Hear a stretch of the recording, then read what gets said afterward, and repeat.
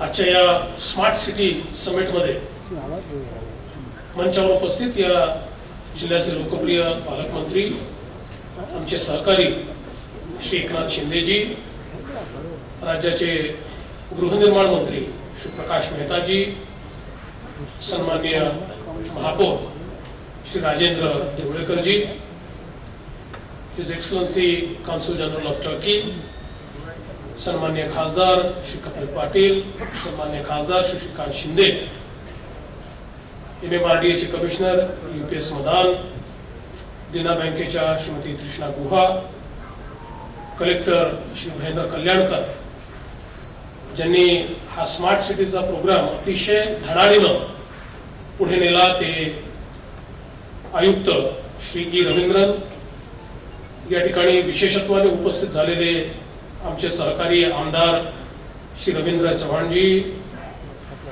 श्री गणपत गायकवाडजी, श्री किसन कथोरेजी, श्री नरेंद्र पवारजी, श्री प्रवीण दरेकरजी, या ठिकाणी उपस्थित झालेले ठाण्याचे महापौर श्री संजय मोरे, कल्याण डोंबिवलीचे उपमहापौर विक्रम तरे, स्थायी समितीचे अध्यक्ष संदीप गायकर, सर्व गटनेते, नगरसेवक, वेगवेगळ्या कॉर्पोरेट्समधनं या ठिकाणी आलेले सर्व कॉर्पोरेट लीडर्स आणि उपस्थित सर्व भगिनी आणि बंधूंनो, मी कल्याण डोंबिवली महानगरपालिकेचं मनपूर्वक अभिनंदन करतो की एक अतिशय महत्वाची ही समिट त्यांनी या ठिकाणी आयोजित केली आणि स्मार्ट सिटी कॉन्क्लेव्हच्या माध्यमातून स्मार्ट सिटीचे जे वेगवेगळे आयाम आहेत त्याच्यावर या ठिकाणी चर्चा घडवली जाणार आहे आणि या चर्चेच्या माध्यमातून एक मोठी कन्सल्टेशनची प्रोसेस होणार आहे, एक मोठ्या प्रमाणात ब्रेनस्टॉर्मिंग होणार आहे आणि त्या माध्यमातून कल्याण डोंबिवलीला स्मार्ट शहर बनवण्याचं एक जे स्वप्न आपण सगळे मिळून बघतो, त्या स्वप्नाच्या पूर्ततेकडे जाण्याचा एक महामार्ग या कॉन्क्लेव्हच्या माध्यमातून या ठिकाणी आपण खुला करणार आहोत. मी अजून एका गोष्टी करता महापालिकेचं अभिनंदन करतो की आता जो ऍप या ठिकाणी माझ्या हातून ज्याचं उद्घाटन झालं की ज्या माध्यमातून खऱ्या अर्थानं आपण एक क्रेडिबल अशा प्रकारचं गव्हर्नन्स हे या ऍपच्या माध्यमातून देणार आहोत आणि आपल्या सरकारची संकल्पनाच अशी आहे, आपण राईट टू सर्व्हिसचा कायदा तयार केला आणि आपण असं म्हणतोय की all of the government and semi government bodies are service providers and to provide service is our duty and to avail service is a right of a citizen. So by an enactment we have given this right to a citizen and a duty is casted upon the officials, upon the administration, upon the government that they need to provide the services in the right time, at right cost, with proper efficiency and transparency. And that is why this Right to Service Act, we have started bringing it online. We want to remove the total human intervention into the process, thereby making it transparent and credible. And so the government has brought 150 services online, and today I am happy that KDMC has brought all the major services online through this mobile app, and it is my dream that in next 2 years and hopefully less than that, in the entire state, whether it is a municipal corporation, municipal council, any government office, we would create a situation where not a single citizen will have to visit a government office to avail the service. All the services would be online and all the services would be available on a mobile app. So your mobile will be government for you. Your mobile will be service provider for you. And we would also require the services of bankers, because for all these services we want efficient payment gateways, so that a person who is applying and a person who is paying must know that there is no middleman. What all he is paying is a legitimate fee for the service he is availing, and not a single penny more he is paying. And I must congratulate KDMC that you have put a foot forward, a step forward towards eliminating this inefficiency and non-transparency, and you are now moving ahead towards transparent governance. मला या निमित्ताने एकच गोष्ट निश्चितपणे सांगायची आहे की ज्यावेळी आपले माननीय पंतप्रधान हे स्मार्ट सिटी बद्दल बोलले, त्यावेळी अनेक लोकांना असं वाटलं की स्मार्ट सिटी म्हणजे एफ्लुएंट लोकांकरता, मुठभर लोकांकरता, ज्याचा जो पैसा आहे अशा लोकांकरता काहीतरी या ठिकाणी तयार होणार आहे. पण पहिली गोष्ट आपण सगळ्यांनी लक्षात घेतली पाहिजे, a smart city will become smart only when it is inclusive. सर्व घटकांचा समावेश झाल्याशिवाय शहर स्मार्ट होऊ शकत नाही. So what smartness we want to bring. Smart city करायचे म्हणजे करायचे काय?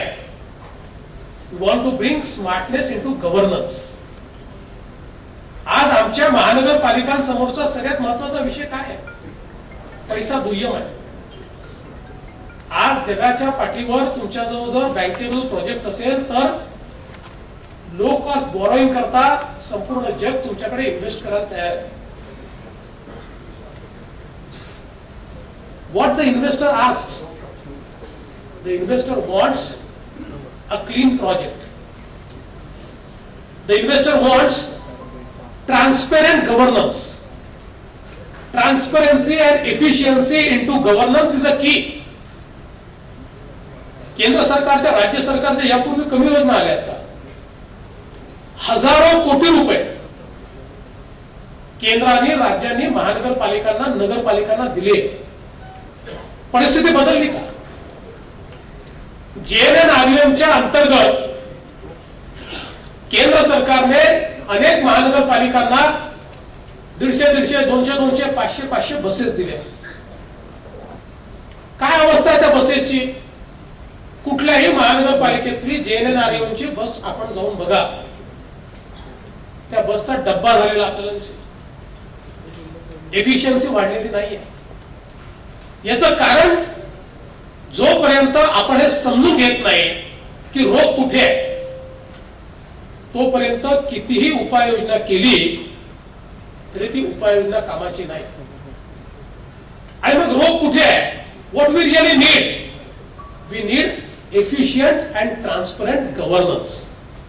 Unless we change our governance practices, unless we bring more credibility to our governance, we will not able to succeed how much money we pour. हा पैसा कधीच काम येणार नाही. आणि म्हणून मला असं वाटतं की what should be the basis of a smart city? It has to be a credible governance, efficient governance, transparent governance, inclusive governance. या 4 गोष्टी जेव्हा येतील त्यानंतर आपला जो वेग आहे हा वेग कोणी थांबवू शकणार नाही. इतक्या मोठ्या प्रमाणात या ठिकाणी इन्व्हेस्टमेंट करायला लोक तयार आहेत. पैसा प्रॉब्लेम नाही आहे. आयुक्तांना या ठिकाणी माहिती आहे. when I met Safra Cats of Oracle during Make in India week, I talked to her about partnering with the government. I told her that Oracle should partner with us. Cisco has partnered with us at Nagpur. Cisco is providing us 800 crores and we are creating entire IT backbone for any efficient administration. What you need a basic IT infrastructure which creates a backbone infrastructure into city based on which, leveraging which, you will be able to create your interventions of transportation, your interventions of solid waste management, your interventions of efficient tax collection. That is the key. And so when I met Safra Cats, I requested her to partner with the government of Maharashtra, and I requested her specially that she should take Kalyan Dombivli Municipal Corporation as a pilot city. And I am happy that for the first time in the history of Oracle, Oracle has never partnered with the government.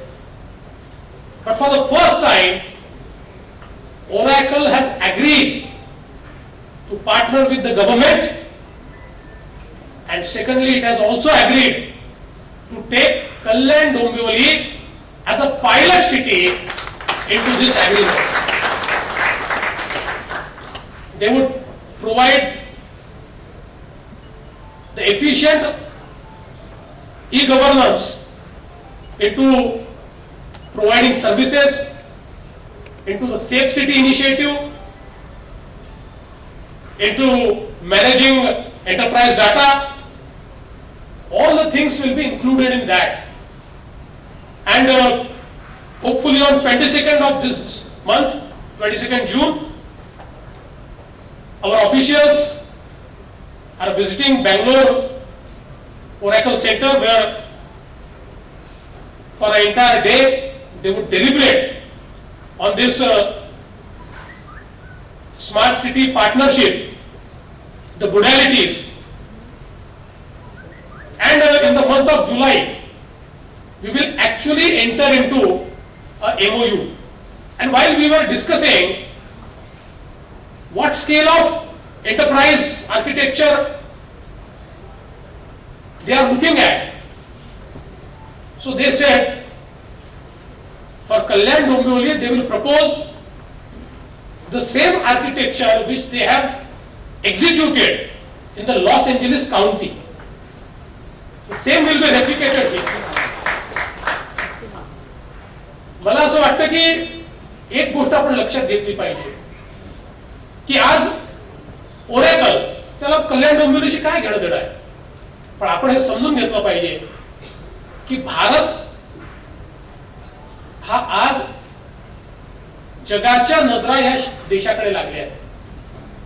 ज्या प्रकारे आंतरराष्ट्रीय समुदायामध्ये आपल्या पंतप्रधानांनी भारताची credibility तयार केली आहे.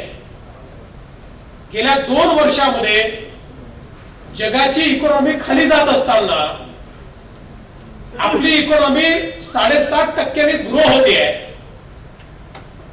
चायनाची इकॉनॉमी त्यात स्थित्यांतर येत असताना आपल्या अर्थव्यवस्थेमध्ये बॉन्सी दिसते आहे.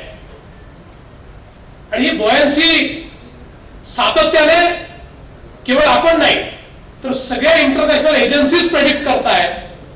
अशा परिस्थितीमध्ये जगातल्या ज्या देशांसमोर पैसा आहे त्या सगळ्या देशांना असं वाटतं की इन्व्हेस्टमेंटची अपॉर्च्युनिटी जर कुठे असेल तर ती भारतामध्ये.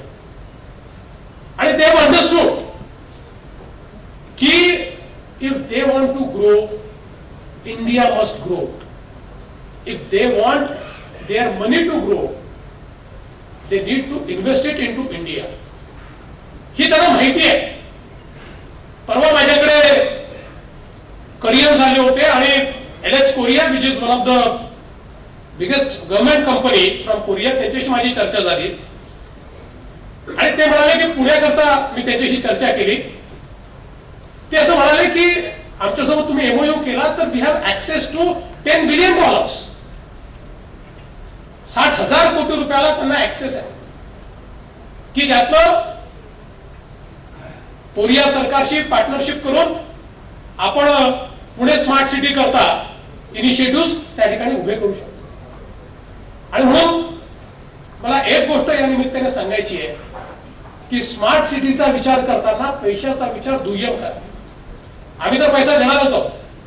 केंद्र सरकारने जरीही 2 शहरं आपली पहिल्या टप्प्यात निवडली असली तरी महाराष्ट्राने हा निर्णय केला. वी हॅव डिसाइडेड की all the 10 cities of Maharashtra will move ahead as smart cities, and whatever contribution the central government envisaged to give, that contribution will be given by the state government. Eventually, in 5 years' time, all the 10 cities would come into the central list. But when each of our city comes into the central list, we will be a step ahead of all the cities, because by that time we would have taken most of the initiatives on our own. आणि म्हणून आपण हा निर्णय केला. आपण governance आणि आपले जे प्रोजेक्ट्स आहेत या प्रोजेक्ट्स कडे पाहत असताना सस्टेनेबिलिटी हा सगळ्यात महत्वाचा विषय आहे. आमचे इंटरव्हेन्शन्स हे जर दिखाऊ असले तर त्याचा फायदा होत नाही. एक कॉन्क्रीट रोड केला तर चांगलं वाटतं, तो केलाही पाहिजे. पण जर ट्रॅफिक मॅनेजमेंटचा विचार करून, ट्रान्सपोर्ट मॅनेजमेंटचा विचार करून रस्त्यांचं जाळं तयार केलं तर ते सस्टेनेबल होतं. आणि म्हणून जे काही इंटरव्हेन्शन आता आपल्याला घ्यायचे आहेत, आता आपण अनेक ठिकाणी बघतो. मी मगाशी बसेसचं उदाहरण दिलं. स्मार्ट ट्रान्सपोर्टच्या बद्दल आपण बोलतो. का स्मार्ट ट्रान्सपोर्ट? जर मला हे माहिती आहे की नेमकी किती वेळात बस येणार आहे तर मी बसने जाण्याचा विचार करेन. आणि मला जर बस स्टॉपवर उभाच राहायचंय, 11:30ची वेळ आहे, आली तर 11:30ला, नाही तर 11:15, नाही तर 12ला, अशी जर परिस्थिती असेल तर मी अल्टरनेट ट्रान्सपोर्टचा विचार करेन. पण ज्या क्षणी आयटीचं बॅकबोन तयार होतं त्या क्षणी त्या ठिकाणी प्रत्येक बस स्टॉपवर आपण दाखवू शकतो की आता नेमकी बस कुठे आहे, रस्त्यावरचा ट्रॅफिक किती आहे. त्या ट्रॅफिकचं एस्टिमेशन घेऊन ही स्मार्ट ट्रान्सपोर्टेशन सिस्टीम हे सांगेल की या ठिकाणाहून या ठिकाणावर बसला यायला इतक्या मिनिटाचा वेळ लागणार आहे. आणि बरोबर तेवढ्या मिनिटात ती जर बस त्या ठिकाणी आली तर आपण हा विचार करू की इतकी चांगली ट्रान्सपोर्टेशन सिस्टीम आहे, कुठे आपण त्या सगळ्यात आपली गाडी घेऊन निघा, मग पार्किंगला जागा नाही, त्याच्याऐवजी व्यक्ती हा ती ट्रान्सपोर्टेशन सिस्टीम यूज करायचा प्रयत्न करेल. आज ज्यावेळेस आपण सेफ सिटीचं इनिशिएटिव्ह घेतो त्यावेळी त्या सेफ सिटीमध्ये ट्रॅफिक मॅनेजमेंट आहे. केवळ त्याच्यामध्ये सीसीटीव्ही कॅमेऱ्यांच्या माध्यमातून सेफ्टी हा आस्पेक्ट नाही आहे, तर आपण ट्रॅफिक प्लॅनिंग त्याच्यातनं करू शकतो. आणि एखाद्या दिवशी एखाद्या कार्यक्रमाच्या निमित्ताने, गणपतीच्या निमित्ताने कोणत्या रस्त्यांवर गर्दी आहे, तिथला ट्रॅफिक काय आहे, तो कसा डायव्हर्ट करायचा, याचं संपूर्ण प्लॅनिंग हे आपण करू शकतो. आणि ते प्लॅनिंग करून त्या प्लॅनिंगच्या माध्यमातून आपण ते इम्प्लिमेंट देखील करू शकतो. म्हणजे हे तर फार मी लो हँगिंग फ्रूट सांगतोय. अशा हजारो गोष्टी या स्मार्ट सिटीच्या माध्यमातून आपल्याला करता येतात. आज एकीकडे आपण धोकादायक इमारतींच्या संदर्भात बोलतो, जे महत्वाचंच आहे. आणि निश्चित या ठिकाणी क्लस्टरचा विषय असेल किंवा SRA विषय असेल, आज या निमित्ताने मी ही घोषणा देखील करतो की जरूर कल्याण डोंबिवली करता क्लस्टरचा विचार या ठिकाणी सरकार करेल. आणि आताच मला गृहनिर्माण मंत्र्यांनी सांगितलं की SRA संदर्भात त्यांनी निर्णय प्रक्रिया सुरू केली आहे, त्यामुळे SRA देखील या ठिकाणी आपण लागू करू. पण नुसतं हे करून चालणार नाही. आपली शहरात कॉन्क्रीटची जंगल करून चालणार नाही. अनधिकृत बांधकामांवर आपल्याला मोठ्या प्रमाणात त्या ठिकाणी त्याला नियमित करावं लागेल, त्याच्यावर लक्ष ठेवावं लागेल आणि ते होणारच नाही अशी व्यवस्था करावी लागेल. मग ही अशी व्यवस्था कशी होईल? अशी व्यवस्था करायची असेल तर पहिली गोष्ट जी आता मुंबईमध्ये आपण केलं आणि मुंबईमध्ये आता एंड टू एंड, अजून त्याच्यात काही इंटरव्हेन्शन बाकी आहे कारण मुंबईच्या स्वतःच्या काही डिफिकल्टीज आहेत. एंड टू एंड इलेक्ट्रॉनिक प्लॅटफॉर्मवर आपण हे जे काही बिल्डिंग प्लॅन्स आहेत त्याचं सँक्शन आणि तेही राईट टू सर्व्हिस ऍक्टच्या अंतर्गत तेवढ्या दिवसांमध्ये अशा प्रकारचं इंटरव्हेन्शन घेणं, म्हणजे मग ज्याला प्रामाणिकपणे बांधकाम करायचं त्याला त्रास होणार नाही. आणि त्याचसोबत IT बेस्ड इंटरव्हेन्शन तयार करणं की ज्याच्यामध्ये एकदा सिस्टीम्स उभ्या केल्या तर थ्रू ऍप्लिकेशन्स, आज गुगल इमेजरीज आपल्याला उपलब्ध आहे, रिअल टाइम आपण गुगल कडनं किंवा अशा सर्व्हिस प्रोव्हायडर कडनं किंवा रिमोट सेन्सिंग कडनं हे इमेजरीज रिअल टाइम मध्ये आपण ऍप्लिकेशनच्या थ्रू घेऊ शकतो आणि त्यातनं कुठलंही बांधकाम हे योग्य आहे की अयोग्य आहे याची परमिशन आहे की नाही, परमिशन नसेल तर तातडीनं त्याचा अलर्ट मिळणं आणि त्याच्यावर तातडीनं कारवाई होणं. आज आपण असं म्हणतो की बांधकामं होतात त्यावेळी आपण ती का थांबवत नाही आणि मग त्यानंतर एकदा लोक राहायला गेले की ती बांधकामं नियमित करणं हे फेट अकम्प्ली होतं, आपल्याला त्याच्याशिवाय पर्याय राहत नाही. आणि म्हणून हेही याच्या माध्यमातून शक्य आहे की आपण रिअल टाइम बेसिसवर या संदर्भात याचं मॉनिटरिंग करू शकू आणि मग अशा प्रकारचं अवैध बांधकामच होणार नाही. हा प्रयत्न आपण जर केला तर त्यातनं जे चांगलं काम करताय त्यांना इन्सेंटिव्ह मिळेल. आज चांगलं काम करणारा व्यक्ती असं म्हणतो की मी प्लॅन टाकल्यानंतर मला प्लॅन मंजूर व्हायला वर्ष लागतात, माझी इन्व्हेस्टमेंट त्याच्यावर इंटरेस्टचं प्रेशर तयार होतं आणि ज्याला मान्यताच घ्यायची नाही तो आपली जमीन विकत घेतो, बांधून टाकतो, विकून निघून जातो आणि मग सरकार आहेच त्या माणसांना प्रोटेक्ट करणं. शेवटी ते विचारे त्यांनी मेहनतीच्या पैशातनं घर घेतलंय, त्यामुळे सरकारला सिंपली दाखवण्याशिवाय पर्याय नाहीये. आणि त्यामुळे चांगलं काम करणाऱ्याला आज त्रास सहन करावा लागतो आणि वाईट काम करणाऱ्याला शिक्षा होत नाही. चांगलं काम करणाऱ्याला इन्सेंटिव्ह मिळाला पाहिजे आणि वाईट काम करणाऱ्याला घरी जावं लागलं. आणि म्हणून स्मार्ट सिटीमध्ये हे इंटरव्हेन्शन महत्वाचे आहेत. आणि मग त्यातनं तुम्हाला कंप्लीट इथलं तुम्ही जर रोडचं प्लॅनिंग, ट्रॅफिकचं प्लॅनिंग, ट्रान्सपोर्टचं प्लॅनिंग हे केलं तर मी तुम्हाला सांगतो की चांगलं प्लॅनिंग केल्यानंतर त्याला निधीची कमतरता पडणार नाही. जो काही निधी त्याला आणायचा आहे तो तुम्हाला आणण्याची जबाबदारी आम्ही घेऊ आणि तो निश्चितपणे तुम्हाला आणून देऊ. त्याकरता तुम्ही काळजी करायचं कारण नाहीये. फक्त तुम्ही जर सायलोज मध्ये काम कराल तर त्याला पैसा हा मिळणार नाही. पिण्याच्या पाणी, आज आपण जर बघितलं तर प्रति माणशी पिण्याच्या पाण्याची जी अवेलेबिलिटी आहे ती हाय आहे, ती कमी नाही आहे. पण तरी देखील काही ठिकाणी 1 तास पाणी मिळतं, काही ठिकाणी 2 दिवसात एकदा मिळतं, काही ठिकाणी 18 तास मिळतं, काही ठिकाणी 12 तास मिळतं, काही ठिकाणी मिळतच नाही. याचे कारण क्रेडिबल सिस्टीम नाहीये. जोपर्यंत पाण्याचा थेंब अकाउंटेबल होणार नाही.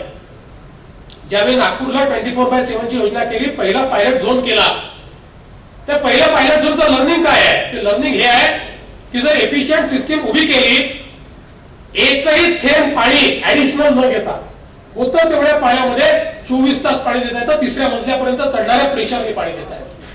आमच्या कुठल्याच महानगरपालिकेत पाण्याची कमतरता नाही आहे. पाणी आपण समजून घेतलं पाहिजे. It is a economic commodity. We always use to feel that it's a natural commodity, so we can abuse it. मी यूज म्हणतच नाही, we can abuse it. No, now we have understood.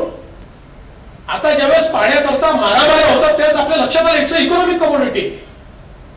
त्याचे महत्व, त्याची स्कॅरसिटी, त्याची अवेलेबिलिटी या सगळ्या गोष्टीचा विचार करून थेंब पाण्याचा जो आहे हा आपल्याला वाचवावा लागेल. आणि त्याकरता आपण IT बेस्ड सोल्युशन्स आणि आज जी काही नवीन टेक्नॉलॉजी पाईपलाईनच्या माध्यमातून आली आहे याचा जर वापर केला तर आहे त्या पाण्यामध्ये शहरामध्ये एक एफिशियंट अशा प्रकारची वॉटर डिस्ट्रीब्युशन सिस्टीम सुरू करू शकतो. सॉलिड वेस्ट मॅनेजमेंटच्या संदर्भात असंच आहे. आता महानगरपालिकाने समजून घेतलं पाहिजे. आपल्या कल्याण डोंबिवलीच्या, मला आता गावाचं नाव मी विसरलो, एका गावात आपलं सातत्याने आंदोलन चालू आहे की तुम्ही डेव्हलपमेंट प्लॅन मध्ये आमच्याकडे ते कचरा का दाखवला. ते खरंच आहे, जिथे तुम्ही कचरा दाखवा त्यांना तर ते नरक झाल्यासारखं वाटतं. कारण तिथे आता एक गोष्ट लक्षात घेतली पाहिजे, कुठल्याही महानगरपालिकेला डम्पिंगची परवानगी मिळणार नाही. डम्पिंग हे एकदम चुकीचं आहे. आपण त्यातनं ऍटम बॉम्ब तयार करतो, आपली शहरं खराब करतो. ठीक आहे, फेज आउट एका दिवसात काही तुम्ही बदलू शकत नाही, पण याच्या पुढे कचरा हा डिसेंट्रलाइज पद्धतीनं पहिल्यांदा तुम्हाला मॅनेज करावा लागेल आणि त्याच्यातनं जो डिसेंट्रलाइज पद्धतीनं मॅनेज होत नाही तो कचरा हा पूर्णपणे प्रक्रिया करावी लागेल. डब तो करता येणार नाही. आम्ही त्याच्याकरता जो काही निधी आहे, आज बघा केवळ केंद्र सरकारच्या ज्या योजना आहेत, डिजिटल इंडिया असेल, क्लीन इंडिया असेल, स्किल इंडिया असेल, या प्रत्येक योजनेचं कॉन्व्हर्जन जरी तुम्ही केलं तरी देखील तुम्हाला पैसा आहे. आमच्या योजना तशाच आहे, त्याचं कॉन्व्हर्जन्स केलं तरी देखील तुम्हाला पैसा आहे. त्यामुळे या सगळ्या योजनांना एकत्रित केलं पाहिजे. आणि याचं सगळ्यात महत्वाचं काय आहे, शहरांना एक ऍडेड बेनिफिट आहे की शहरामध्ये ज्यावेळेस हे सगळं आपण करतो त्यावेळेस ही गुंतवणूक जी होते, नॉर्मली आपल्याला असं वाटतं की जी सोशल गुंतवणूक आपण करतो याला रिटर्न्स नाहीये, पण शहराचं असं नाहीये. Whatever you invest in a city it gives you back. It's a bankable proposition. आणि स्मार्ट सिटीतल्या गुंतवणुकीतनं केवळ इकॉनॉमी एक्सपांड होते असं नाहीये. Every aspect of smart city generates jobs. Smart सिटीच्या प्रत्येक इनिशिएटिव्ह मधनं त्या शहरामध्ये मोठ्या प्रमाणात रोजगाराची निर्मिती होते आणि ही रोजगाराची निर्मिती स्किल क्षेत्रात होते. छोटे छोटे स्किल्स आहेत, पण त्या छोट्या छोट्या स्किल्स मध्ये ही निर्मिती होते. आणि म्हणून मला असं वाटतं की स्मार्ट सिटी हे जे काही प्रपोजिशन आहे हे विन विन प्रपोजिशन आहे की ज्यातनं शहराला व्यवस्था मिळतात, नागरिकांना सेवा मिळतात, त्यातनं जॉब्स तयार होतात, त्यातनं इकॉनॉमी वाढते, त्यातनं बिझनेसेसला एक्सपांड करण्याकरता एक मोठं मार्केट उपलब्ध होतं आणि संपूर्ण व्यवस्था जी आहे ती व्यवस्था यातनं एक अतिशय ज्याला आपण क्वालिटी ऑफ लाईफ आहे ती क्वालिटी ऑफ लाईफ निर्माण करते. मला असं वाटतं की या कॉन्क्लेव्हच्या माध्यमातून या ठिकाणी जे काही डेलिब्रेशन्स होणार आहे त्या डेलिब्रेशन्सच्या आधारावर आपण सगळे निश्चितपणे पुढचं काम करू आणि इथल्या सगळ्या लिडरशिपला, पॉलिटिकल लिडरशिपला, सगळ्या पार्टीच्या पॉलिटिकल लिडरशिपला मला एवढीच विनंती करायची आहे की आपलं शहर आहे आणि त्याच्यामुळे ज्यावेळी आपण रिफॉर्म्सच्या प्रोसेसमध्ये पुढे जातो त्यावेळी रिफॉर्म्सच्या प्रोसेसमध्ये एक संक्रमणाची अवस्था असते आणि या संक्रमणाच्या अवस्थेमध्ये काही लोक ज्यांना वर्षानुवर्ष सवयी असतात त्या सवयी त्यांच्या मोडाव्या लागतात आणि जेव्हा सवयी मोडल्या जातात त्यावेळी त्याला खूप मोठ्या प्रमाणात विरोध होतो. पण जी लिडरशिप हा विरोध in the larger public interest थांबवू शकते, थोपवू शकते किंवा ताकदीनं त्याच्या पाठीमागे उभी राहू शकते, तीच लिडरशिप शहर ट्रान्सफॉर्म करू शकते. आणि ती लिडरशिप या शहरातल्या ऑल पार्टी लिडर, हे काही कल्याण डोंबिवलीमध्ये सेना भाजपची सत्ता आहे म्हणून केवळ सेना भाजपने करायचं असं नाही, सगळ्या पक्षांनी एकत्रितपणे ऑल लिडरशिप आणि सिव्हिल सोसायटीने देखील फार स्केप्टिकल, फार म्हणजे आता केली ना तुम्ही स्मार्ट सिटीची घोषणा, माझी माध्यमांना एक विनंती आहे, स्मार्ट सिटी एका दिवसात होणार नाहीये. It's a process. In 3 years तुम्हाला विजिबल फरक दिसेल, पण आपण जगभरात पाहिलं की कंप्लीट ट्रान्सफॉर्मेशन जे होतं is a process of 5 to 7 years and at times it also is a process of 10 years. But the visibility starts from the 3rd year. त्यामुळे हे आपण समजून घेतलं पाहिजे. म्हणजे जे काही चुकलं असेल ते तर दाखवलंच पाहिजे. पण अनेक वेळा केली ना स्मार्ट सिटी योजना, आता बघा कचरा पडलाय, केली ना स्मार्ट सिटी योजना, बघा आता हे होत आहे, हे सगळं काही एका दिवसात बदलणार नाहीये. आणि मला असं वाटतं की पॉलिटिकल लिडरशिपने देखील याची फार चिंता करायची नाही. आपण सेन्सिटिव्ह राहिलं पाहिजे, पण सेन्सिटिव्ह राहत असताना या ज्या काही टीका होतात या सकारात्मक घेतल्या पाहिजेत आणि आपलं जे गोल आहे ते महत्वाचं आहे. तिथे आपण पोहोचलो की जे आज शिवाय देतात तेच आपल्याला हार घालणार आहेत, हे लक्षात ठेवलं पाहिजे. आणि त्यामुळे बिलकुल चिंता न करता त्या आपल्या लक्ष्याकडे आपण जर पुढे गेलो तर मला विश्वास आहे, जसं तुम्ही सांगितलं ना की पहिलं ई गव्हर्नन्स आम्ही सुरू केलं, तशी पहिली स्मार्ट सिटी देखील आपण कल्याण डोंबिवली करू शकू हा विश्वास या निमित्ताने व्यक्त करतो. या कॉन्क्लेव्हला खूप खूप शुभेच्छा देतो आणि माझे बोलणं संपवतो. धन्यवाद. जय हिंद, जय महाराष्ट्र.